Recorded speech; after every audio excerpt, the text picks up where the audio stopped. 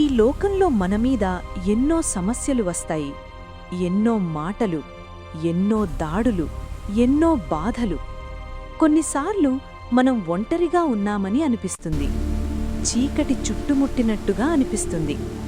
కాని దేవుడు మనతో ఇలా అంటున్నాడు, నీకు విరోధముగా రూపింపబడిన ఏ ఆయుధమును వర్ధిల్లదు. మన మీదికి వచ్చే ప్రతి శత్రువు, ప్రతి అపనిందలు, ప్రతి భయం యేసు నామంలో విరిగిపోతుంది. ప్రభువు మన వెనుక నిలబడి ఉన్నాడు.